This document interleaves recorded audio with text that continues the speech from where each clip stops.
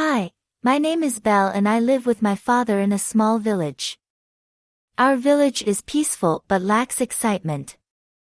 Every day, I wander around the village, dreaming of adventures and discovering new things. One day, my father goes on a journey to the nearby town. Before leaving, he asks me what I want as a gift when he returns. I know that material things do not bring happiness, so I ask my father to bring me a simple rose, a symbol of love and beauty.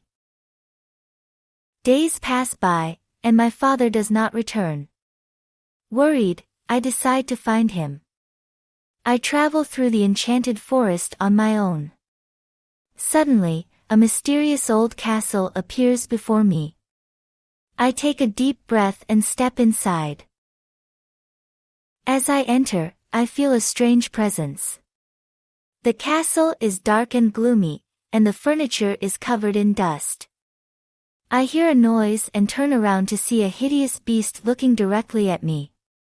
Fear grips me, and my heart starts pounding. "Who dares to enter my castle?" the beast roars menacingly. Trembling, I introduce myself and explain my purpose. I tell him about my father and how much I miss him. The beast calms down and tells me that he is the reason my father is missing. Guilt overwhelms him, knowing he has caused such pain. Now, I become the beast's prisoner in exchange for my father's freedom. However, despite his terrible appearance, the beast is kind and respectful towards me. I start to see beyond his outer appearance and observe his gentle nature. As we spend more time together, the beast shows me his vast library, filled with books and stories from all over the world. We share our favorite tales, lost in the enchanting world of words. I start falling in love with the beast's beautiful soul. One day, the beast allows me to visit my father. Tears of joy stream down my face as we embrace. I share the story of the beast and how good he has been to me. Listening to my story, my father advises me to follow my heart and choose what makes me happy. Realizing I have deep feelings for the beast, I return to the castle with determination. I find the beast wounded and weak, lying on the floor. Without hesitation, I confess my love for him.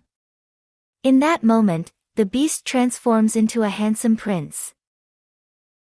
The enchantment blanketing the castle breaks, causing everything to come alive again. The castle is once again filled with joy and laughter. The prince, now free from the curse, thanks me for showing him true love. We live happily ever after in the castle, surrounded by love and happiness. Each day, I continue to learn and explore new stories with my prince.